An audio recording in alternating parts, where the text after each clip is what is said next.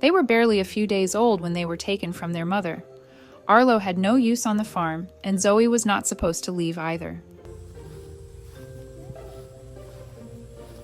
Somehow, they both ended up in the back of our truck. We had been planning to rescue a calf, and when we heard about Arlo, we acted quickly. As a male, he wasn't needed on the farm. What surprised us was that Zoe was sent with him.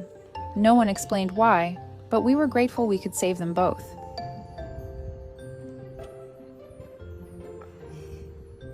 When they arrived, they were tiny and confused. They had just been pulled from their mother and placed somewhere completely unfamiliar. The first nights were hard. They leaned on each other constantly. During the day, they stayed close. At night, they would suckle on each other's ears and mouths, looking for comfort.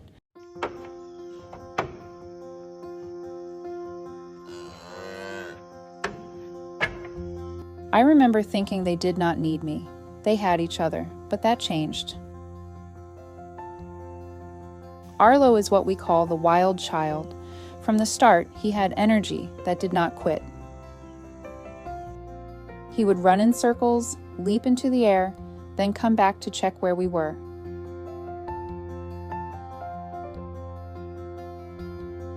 He does not politely ask for attention. He just takes it. If you stand nearby, he will push his big head under your arm until you scratch him. He makes you laugh without trying. Zoe is different. She is calmer and more observant. If Arlo is chaos, Zoe is balance. She watches before she moves. She walks with steady confidence. We joke that Arlo is the puppy and Zoe is the supervisor. She keeps an eye on everything, including him.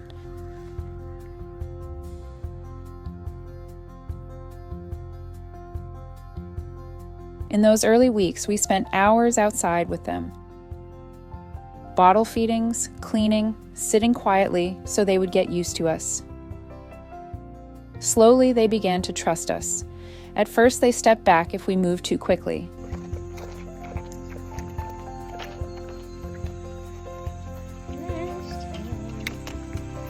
Then one day, Arlo walked up and leaned his whole body against my legs. That was the moment I knew we were no longer just the people bringing food. We were their people.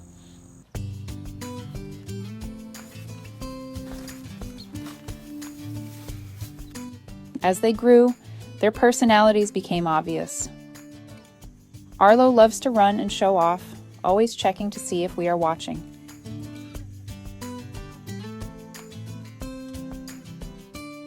Zoe prefers closeness. If I sit in the grass, she lies beside me and rests her head on my lap.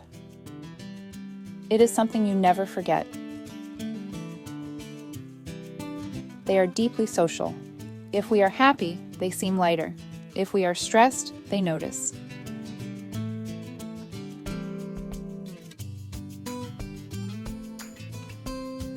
There have been days when I walked outside carrying frustration, and within minutes, Arlo was bouncing around like a clown while Zoe leaned gently into me. It is hard to stay upset when two calves demand your attention.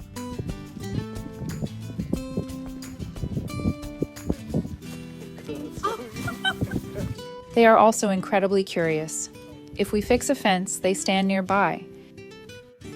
If we carry tools, they sniff them. They inspect buckets, pockets, anything new.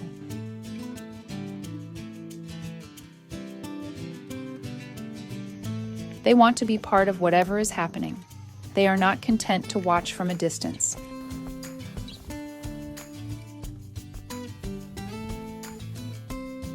Months passed and they grew fast.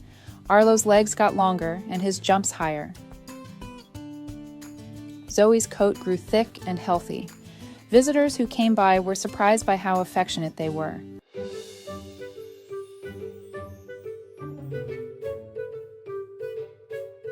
Many people see cows as distant animals in a field. Then they meet Arlo and Zoe and realize how wrong that picture can be. They recognize our voices and respond to their names.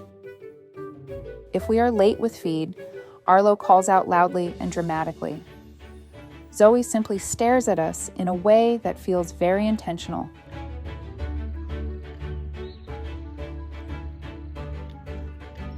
They have preferences, they have moods, they have a bond with each other that is still as strong as it was when they were newborns.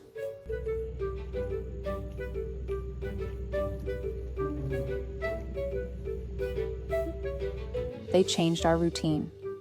Mornings begin by checking on them. Evenings end with one last visit to the pasture. Our lives revolve around their needs now, and it feels natural. It does not feel like work. It feels like responsibility mixed with gratitude.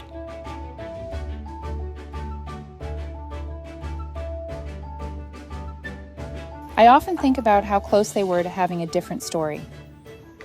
On a dairy farm, male calves rarely get second chances. Zoe could have stayed and followed the usual path of that industry. Instead, they are here, running through fields, leaning into us, demanding scratches and attention.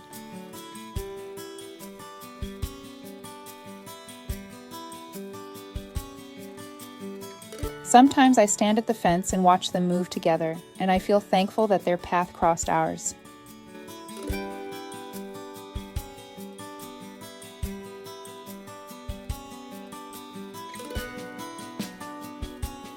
Arlo will always be the wild one. Zoe will always be the steady one. Together they remind me that animals we often overlook have rich personalities and strong emotional lives. They are not background characters in a farm setting. They are individuals.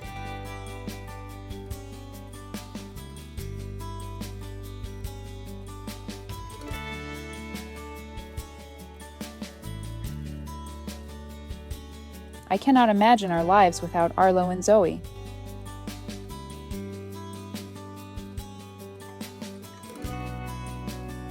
They arrived quietly, without ceremony, but they changed everything.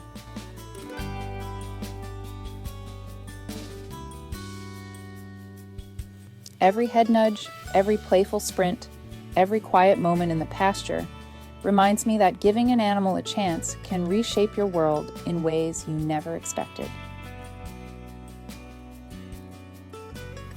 If you enjoyed this story about Arlo and Zoe, please like, leave your comments, and subscribe to the channel so you don't miss more touching animal stories.